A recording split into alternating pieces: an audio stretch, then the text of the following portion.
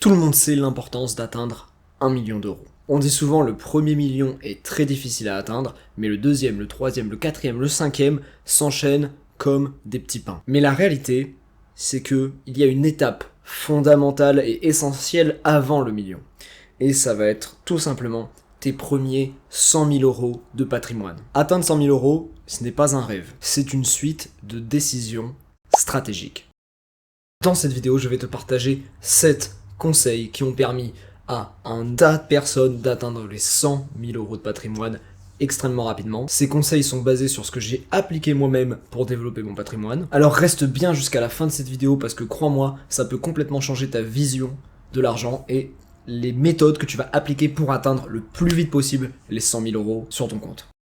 Le premier conseil, et pas des moindres parce que c'est celui que j'ai pris le plus de temps à comprendre et le plus de temps à m'aligner avec, parce que il me faisait chier tout simplement. C'était de comprendre qu'il faut d'abord augmenter ses revenus. C'est la priorité numéro 1. Tu ne peux pas vouloir être riche et te contenter de ton SMIC, de te contenter de ton 2000 euros par mois. Parce que même avec 2000 euros par mois, même avec 1500 euros par mois, même avec 3000 euros par mois, ta capacité d'investissement reste très faible, même en vivant frugalement. Tu as beau dépenser que 50% de ton salaire dans ton loyer, ta bouffe, ta survie finalement, même en investissant 50% de 1500, même en investissant 50% de 3000, ça va pas assez vite. Il faut accumuler plus vite des thunes.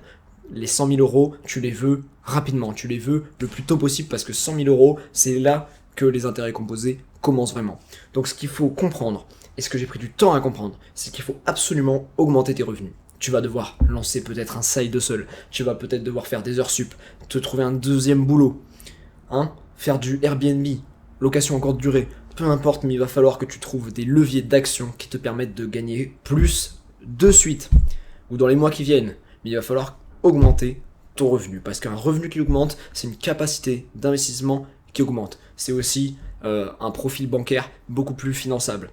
Donc concrètement, ok, c'est bien de couper les dépenses, de réduire un petit peu Netflix, les Burger King et toutes tes conneries, mais la réalité c'est qu'il faut que tu gagnes plus de sous. Entre un mec qui gagne 2000 et un mec qui gagne 3000, le mec qui gagne 3000 va aller 4 fois plus vite que le mec qui gagne 2000, c'est comme ça, c'est mathématique. Le mec qui gagne 7000, il vous met à l'amende. Donc il faut que tu gagnes plus, et pour ça il y a plein de méthodes. Side hustle, heure sup, second boulot, investissement un peu plus risqué, mais qui rapporte plus. Le deuxième conseil, il est très très simple. Arrête de te prendre la tête avec tes investissements. Tu dois te concentrer sur augmenter tes revenus. On l'a dit dans le conseil numéro 1. Donc moi, l'erreur que j'ai beaucoup faite dans ma vie, c'était de vouloir gérer activement mes sous.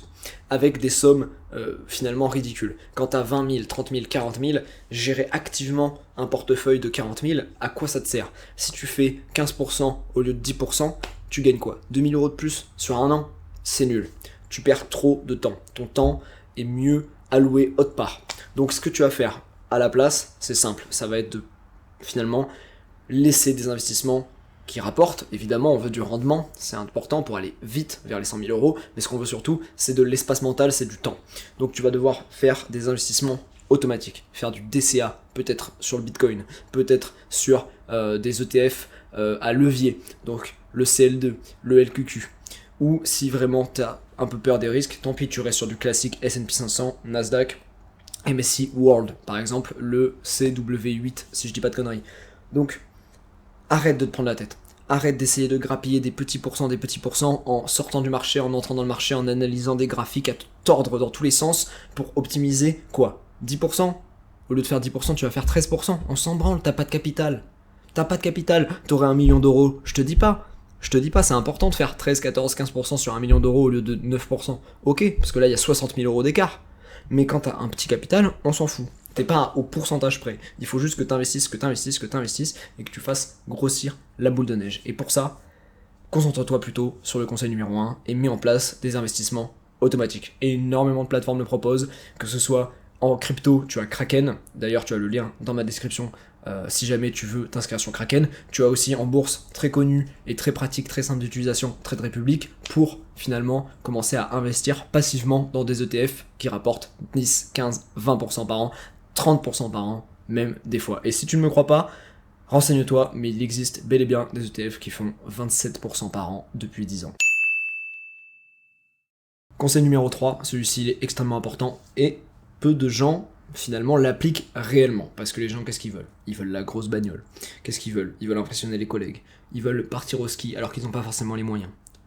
Bref, t'as compris, arrête les dettes toxiques. Les dettes, c'est pas forcément le mal. Si t'achètes par exemple de l'immobilier finalement. Si tu achètes de l'immobilier, que tu pars sur du Airbnb, location courte durée, ou que tu rachètes un immeuble, tu essaies de le rénover, de le retaper, de te faire une plus-value, ok, là c'est de la bonne dette. Mais dans 90% des cas, les dettes que tu contractes, elles puent la merde et elles te coûtent cher. Elles te coûtent cher sur ta capacité d'investissement, elles te coûtent cher parce que elles vont freiner finalement ta progression pendant des années. Des fois, il y en a, ils font des crédits sur 7, 10, 12 ans pour une bagnole qui va perdre en valeur. Et en plus, tu vas payer des intérêts sur ton crédit.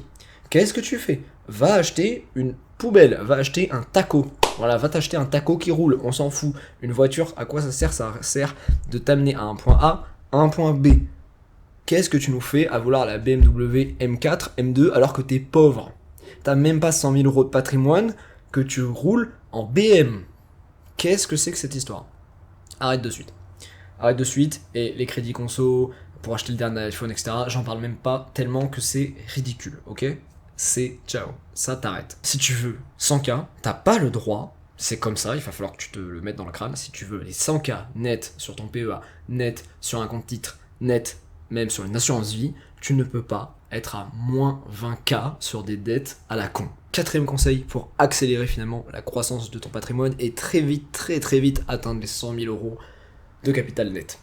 Celui-ci, je l'aime particulièrement. C'est l'aller-retour en résidence principale. Acheter un bien en résidence principale pour toi-même et finalement chercher que des biens qui sont sous-cotés, des biens qui ont des problèmes à résoudre. Ça peut être un mauvais DPE, ça peut être une dépendance qui est mal exploitée, peut-être même que c'est une maison ou un appartement divisible. Bref, à partir du moment où tu recherches un appartement ou une maison et que tu arrives à comprendre que tu vas pouvoir y ajouter de la valeur, que ce soit en faisant des travaux, que ce soit en faisant tout ce que j'ai dit plus tôt, et ben dans ce cas, fonce, t'acquéris ce bien, tu loges dedans 1 an ou 2, tu fais les travaux nécessaires, tu fais tout ce qui est nécessaire pour revaloriser le bien et tu le revends. Tu le revends parce qu'en France, on a cet énorme glitch fiscal qui est tout simplement l'exonération d'impôts sur la plus-value pour les résidences principales. Et en plus, fais gaffe, l'heure tourne, apparemment, c'est en projet, ça a été discuté en tout cas, de virer cette espèce d'allègement fiscal. Donc, tant que les résidences principales ne sont pas taxées sur la plus-value, un conseil, fais-toi 1 ou 2 allers-retours en résidence principale. En l'espace de 2, 3, 4 ans, si tu t'y mets bien, tu peux te faire des énormes plus-values. Tu achètes un bien à 120 000, tu le rénoves, tu fais tout ce qui est nécessaire finalement pour un petit peu le relooker, qui prenne en valeur. Si tu le revends 170, un acheteur qui a un coup de cœur, un couple coup de cœur, une famille coup de cœur, t'as tout gagné, t'as 50K dans la poche. 50K c'est quoi? C'est des fois 3, 4, 5 ans d'épargne. Tu fais des bons de 5 ans d'un coup. 5 ans d'un coup. Il faut absolument que tu envisages cette option. C'était ça le conseil numéro 4. L'immobilier, c'est un des hacks les plus puissants pour commencer. Conseil numéro 5, celui-ci je l'aime aussi particulièrement parce que c'est celui qui m'a permis de faire mes plus gros bons financiers. Tout simplement, c'est de mettre un pourcentage relativement significatif dans des actifs risqués, voire très risqués. On est obligé de parler de la crypto. Tu m'as vu venir, on est obligé de parler de la crypto. Certains altcoins, certains coins du top 10, top 50, top 100 ont fait des multiples ces dernières années et même ces derniers mois. Le Bitcoin lui-même est passé de à peu près 30 000 $ il y a encore 2 ans à aujourd'hui 120 000 $.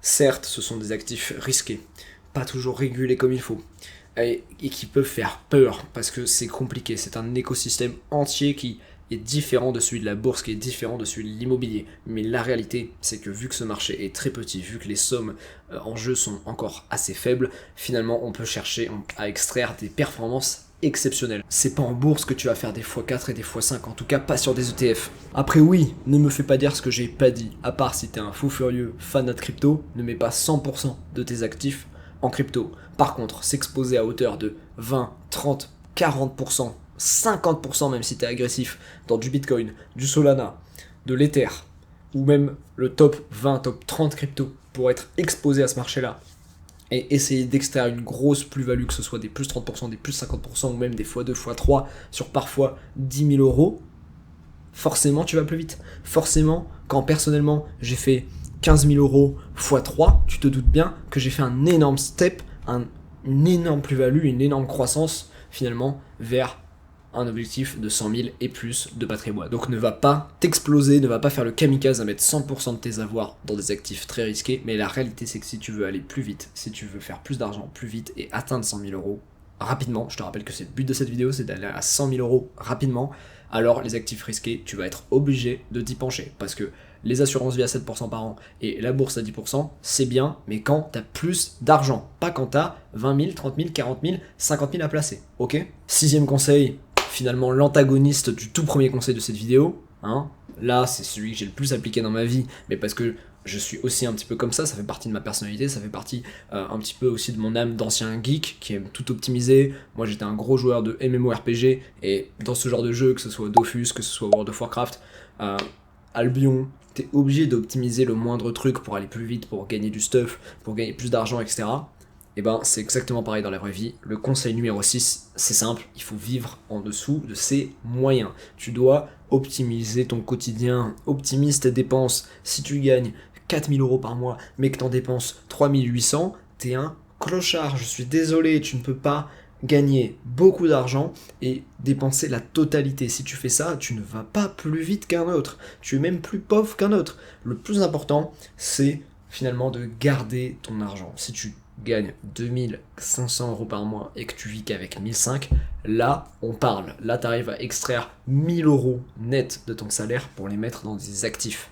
Et ça, c'est magnifique. Ceux qui dépensent 50% de ce qu'ils gagnent, ils atteindront 100 000 euros de patrimoine 3 fois plus vite qu'un autre. J'ai pas besoin de plus développer ce conseil, je pense que tu sais très bien qu'il faut virer quelques abonnements, qu'il va falloir se serrer la ceinture sur les restos, sur les dépenses vestimentaires, hein, on se sait. Arrête peut-être de trop dépenser dans ta bagnole. La bagnole, je crois que c'est le poste de dépense numéro 1 des Français avec le loyer. Donc commence par un petit peu serrer la ceinture et investis plus. Mon 7e conseil, qui est aussi peut-être un avertissement, c'est que ok, cette vidéo, tu vois, j'ai même mis du rythme dans la voix, etc.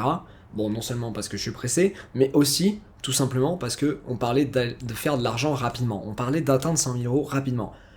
Ok, là t'es derrière ton écran, tu fais ok fils de pute, c'est cool Jimmy, tu nous as donné des conseils pour atteindre 100 000 euros rapidement, le but c'est de faire de la caillasse rapidement, etc. Tu vas voir, mon dernier conseil, malheureusement il est en contradiction avec tout ça. Il faut quand même que tu gardes les pieds sur terre et que tu ne tombes pas dans tous les pièges finalement que la vie va te présenter. Parce que être trop dans cette notion de rapidité, oui je veux faire 100 000 euros en 1 an, en 2 ans, en 3 ans, ok, c'est bien parce que tu es dans le beau mindset, tu veux faire de l'argent, tu veux aller vite et tu veux progresser, c'est cool. La réalité par contre, c'est que ça prend du temps de faire de l'argent. Plus tu commences avec peu d'argent, si tu commences avec 5 000, 6 000, 7 000 euros de côté, au lieu de 50 000, 60 000, 70 000, crois-moi, ça va prendre beaucoup plus de temps, parce que la croissance d'un patrimoine est exponentielle. Donc, ne va pas te faire piéger à croire que l'argent rapide, extrêmement rapide et extrêmement facile, surtout facile, j'insiste, existe.